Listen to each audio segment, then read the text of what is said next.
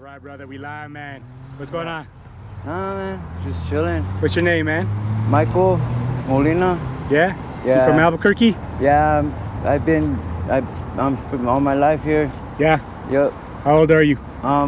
41. 41? Yeah. What part of town did you grow up in? I grew up in the South Valley actually, but my mom moved up to the Heights in like the war zone area when I was 14. So since 14, been living up here, but originally from the South Valley. Nice. Yeah, right there by Bridge and Golf by 5 Points. Is your family still in town?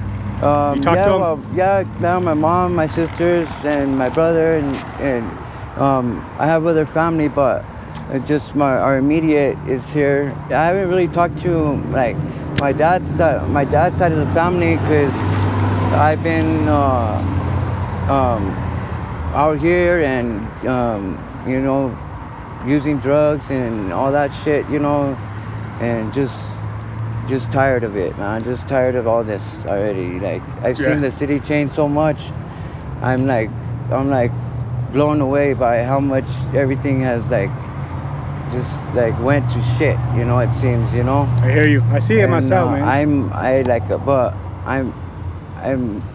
I'm seeing it, and I know that I'm not like in a position where I could do very much, but I see myself like wanting to change, you know, wanting different for all of us. Right. You know what I mean? And it's just so hard, man, because you know this drug that has come and basically took in so much people, you know, like I see it just doing so much more worse to us, including myself, you know. Yeah, the fentanyl?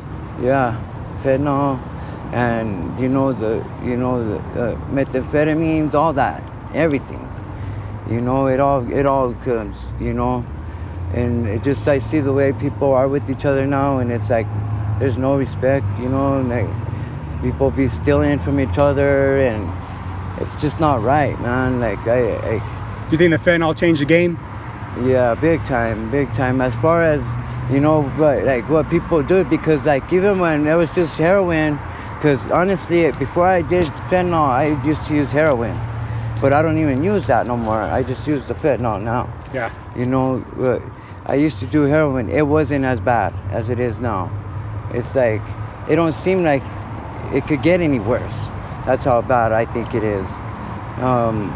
But you know, I try to talk, you know, when I see my brothers and sisters out here, you know, suffering, you know, I try to talk and try to bring hope, but it's hard when I'm in bondage still myself, you know. Right. So, you know, I just try to be real when I talk to people and straight up about things. I'm not so much, you know, like I'm a knucklehead, a dumb, you know, obviously, but I'm at a point in my life where like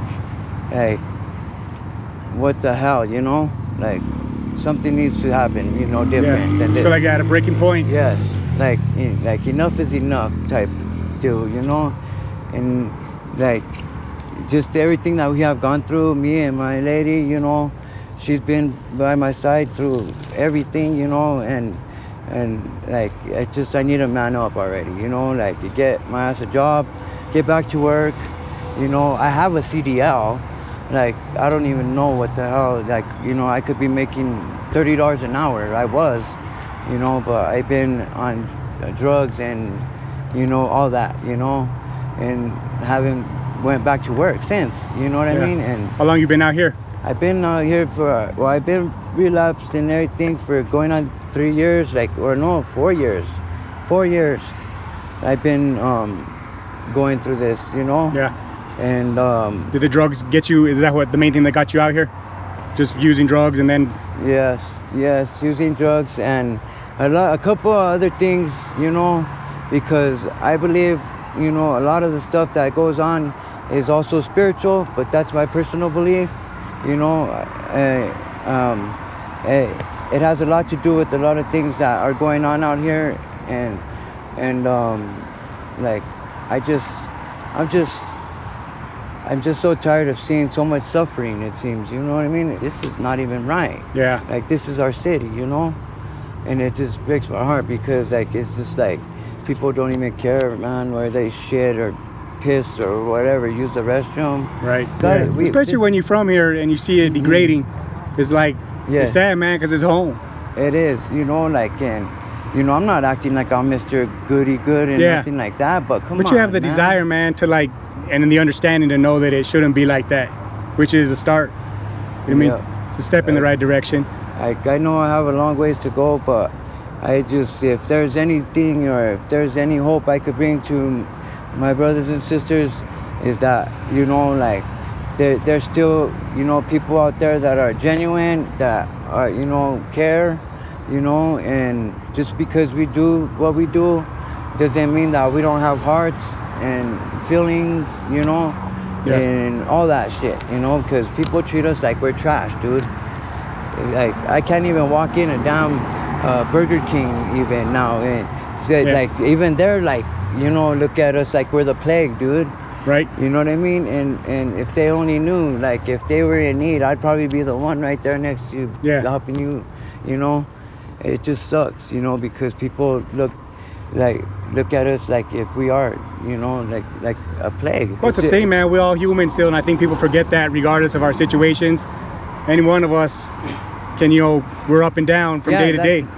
Regardless, that's still someone's daughter, son, you know what I mean? Exactly. What's the first hard drug that you used when you were in roughly what age? When I was younger, I didn't even like use drugs. I was really into sports and shit like that, and I didn't use drugs. Even like all my friends did and shit like that, but I didn't. I didn't even smoke cigarettes or nothing. I was like really into sports.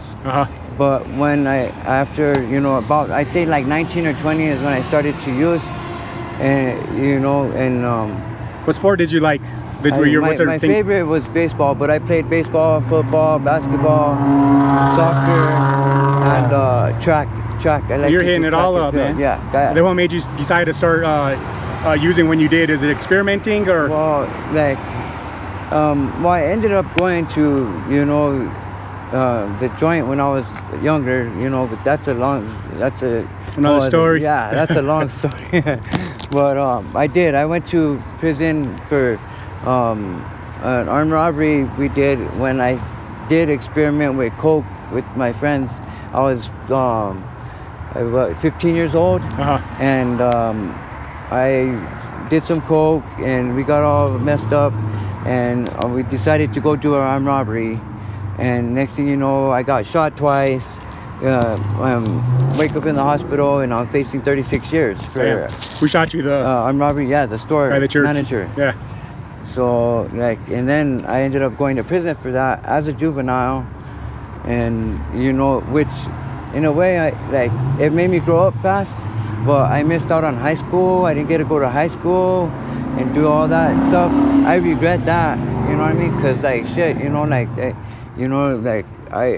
always think of shit, man, like all my friends, went picturing what they were doing. And how long were you locked up for? I ended up took a plea for 6 and did half, because at that time it was halftime, but I did 3 years my first time I went, and and you feel like it made you better or worse going? I know it by me going changed a lot for me, you know what I mean, like as far as because I even at one time wanted to go to the military, and you know what I mean, things like that, you know what I'm saying, like I knew that was out of the question, you know what I mean, like and I used to think about that younger at that age, like shit, because I wanted to go to the army and shit, because my uncles went, you know what I mean, my uncles went to the army, so that's what I wanted to do, is go to the army and see them, like be like them, because my dad passed away when I was 11. He committed suicide when I was 11, Yeah, I'm sorry to hear that, brother. But so I looked up to my uncles a lot, and that's why I wanted to go with them. But threw that away, and with the whole don't let them know you're a felon, so I would always check, on like applications that. or whatever. But it would come back, eventually, Yeah. Oh yeah, why'd you lie? You wouldn't have to let you go, and stuff. You know what I mean? Like there's like Yeah, it haunts you the twice. rest of your life, man. Yeah, it does. The last thing you were doing was what you were doing driving? Yes, when I you were was. working? I went to school and everything for it. Yeah. Well, yeah, I did road construction, and you know, I went for my CDL, so I was the transport driver. You know, and man, I was, you know, doing really good and making good money, and went to school, like I said, and like, you know, for like traffic control supervisor. I got all that. Yeah. Forklift certification, all those.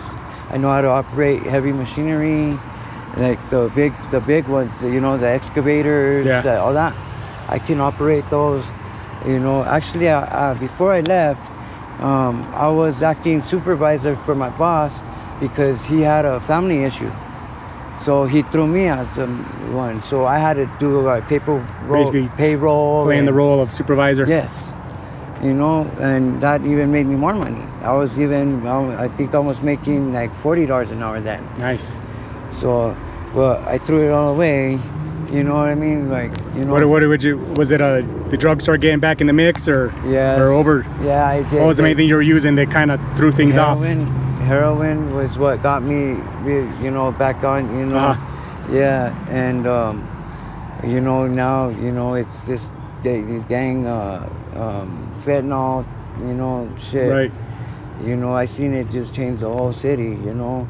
What was the transition like from you working and having a job in a place to you hitting the streets? Yeah, well, when I left, because I just left work. Like, I didn't, you know, like, I just left and never went back, you know, type shit, you know what I mean? And, but when I left, I went to the streets. Actually, I moved to, because I had met somebody, because we'd work all over New Mexico. We'd stay in the motel rooms, like, you know, out there. Yeah. And I met somebody that worked at the motel.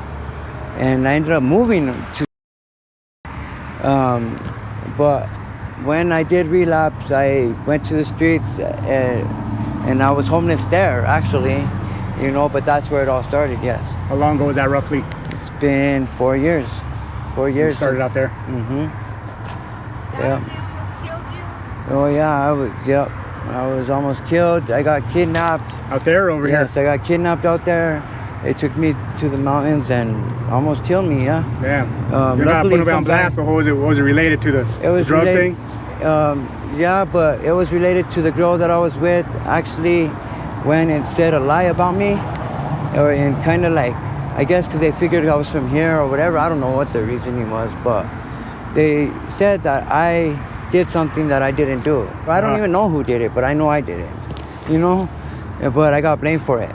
And it came to be that whoever they did wrong was like the main gang member there, okay? It's a little town, like it's like, you know, really gang, you know? But the main one, not, you know what I'm saying, some little shit, you know? And they literally kidnapped my ass like damn movie type shit. Yeah. Threw me in there, took me, and were gonna kill me. And thank God he didn't, you know, because I told him straight up, dude, like, you know what? Like, I don't know what the hell, but I wasn't me, dude. Like, I didn't do it. He believed you? And he believed me because he didn't shoot me and kill me right there because you think you were gonna die that day? Hell yeah, I did. That's crazy. Yes. But I got pistol whipped, I got beat up, so I was walking down the street covered in blood in the mountains. Fucking thought I was gonna get eaten by bears and wolves and everything because I'm covered in blood. Yeah, see? well, they smelling you. And yes, but thank God, some honky tonk white boy, you know what I'm saying, out of nowhere, with this, up. You know what I mean, pulled up with this little girl and asked me if I was okay because I was obviously fucked up, you know. And I was like, you know what? I don't know what the hell just happened, dude. And he's like, you need a ride to town? I was like, if you can, please, you know. And I asked him if he could take me to a hospital, you know. And he did. Thank God he did. And shit, my head was swollen twice, you know, because of the, you know what I mean, them, you know, pistol whipping me and everything. My head swelled up like twice as big, you know. They almost killed me, you know. It's crazy, man. But over some bullshit, dude. I was just glad that, you know, I still have my life, you know. Yeah. I'm grateful for that. It's good, man. It's good you're still here, man, because it gives you opportunity. Hopefully get yourself out of the situation, man. It's not too late for any of us. I know. Especially you got the mindset to change, man. What's the main thing you're using right now? You got the heroin and the fentanyl going, or just mostly fentanyl? No, I don't even do heroin no more. I just do the fentanyl now. Is it because of availability, or is it it got you hooked? I say no. I think it's what do you say, babe? She says it's availability. Then price too. Yeah, price too. You know, but like it's still hard. You know, and like the thing about it is I with on all truth, like, you know, I am like going to stores and boosting and all that shit like that. Like, I'm not with it. Like, I don't want to. Just tired of the cycle. Yes, I don't. Is that the main thing you do for money? Yes. Boost. Dude, yeah, I have to. You know what I mean? There's no way of supporting my shit, but by doing that, you know, like so. But I'm already so fed up, like tired of it. You know, like I just tired of it. I talked to a homie down the street. You're saying he always feels like he's on a timer. Yeah. Of he's okay, and then you're gonna get sick, and then you gotta keep repeating. You feel like you're just stuck in that type thing, and is that what gets you tired? Yeah. Just being on that addiction, waking up every day, you know, just the same shit, you know, like, and like, you know, we have, you know, we're good intentions. Our heart is good. And everything like that, but being on that, it just never gets done. Everything that we want to get done, it won't get done. Right. I'm not being the man I need to be. You know what I'm saying? Or else, you know, I would have us off the street. I would have a place for us. You know, and that's what's really weighing on me, because I feel like I'm not being a man. Yeah. How's it when you guys sleep? You guys, you don't gotta tell me your spot or whatever, but do you guys got a little routine? Like one of you stay up, one of you watch, or you guys No. Do you make a little tent? What's kind of like the sleeping arrangement like for you? Usually we sleep kind of like, I'd say, because we don't lay down. We have to sleep like sitting or something like that. Because, but you know, like if we both do fall asleep, it's not good, because people do still. Yeah. You know what I mean? Which is sad, because you could wake up and all your shit's gone. You know what I mean? Like type of shit. So if you could go back in time, man, what's the one thing that you would do different to change your circumstances? What do you think one of your biggest mistakes was? I'd say I would change ever trying drugs, you know, ever, you know. You think that's the main downfall? I'd say, yeah, that's been, you know, because it's been a part of my life ever since. What advice would you give to the young homies that are trying to, you know, try drugs or thinking about hanging out in the streets? Would you got a message for them? Yes, and it just do not try it completely. Don't try it. Don't even think about trying it. Don't even entertain it. Anything like that. It's not cool at all. At all. It is miserable. It is bad. It is depressing. It is everything bad. Everything sad. Everything that you don't want. That's what it is. And so don't let nobody lie to you and say anything different. That's my advice. It's good, man. You got any shout outs you want to give to anybody that sees this? Any family or friends? I want to give a shout out to all of my brothers and sisters here in Albuquerque, and all of my family and loved ones. All of us here in Albuquerque that are going through this or anything. Like I pray for you, and God bless to every one of you. Right on, brother. And you okay me putting this on my YouTube channel? Sure. Right on, brother. I appreciate your time, man. Right on. Thank you. Right.